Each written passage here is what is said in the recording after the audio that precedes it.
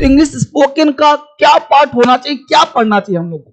तो आपने ध्यान दिया, दो बात ध्यान दो। एक पार्ट है कि सबसे पहला चीज बेसिक हर चीज का आना चाहिए, और एक चीज ध्यान दो कि हर चीज का एडवांस आना चाहिए। ठीक है, अब मुद्दा है कि बेसिक और एडवांस, ये दो पार्ट इंग्लिश में हमेशा बांट के पढ़ना चाहिए।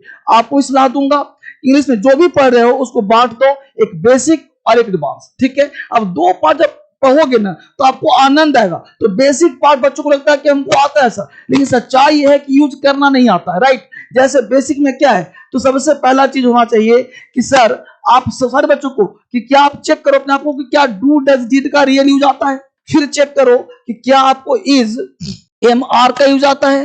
फिर चेक करो कि आपको वाज या वर का रियल यूज आता है।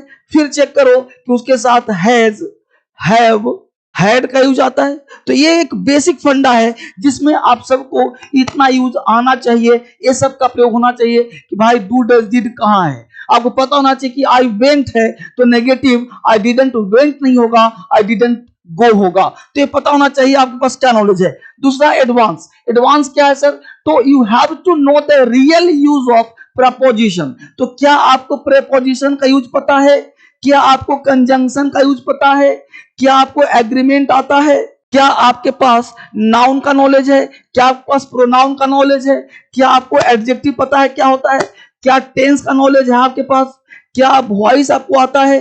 तो ये सब पार्ट एडवांस है। तो नॉलेज के हिसाब से आपके पास बेसिक एडवांस दोनों का ज्ञान होना बेहद जरूरी है। तो इस पार्ट को आप करते हो तो आपका इंग्लिश स्ट्रांग हो जाएगा।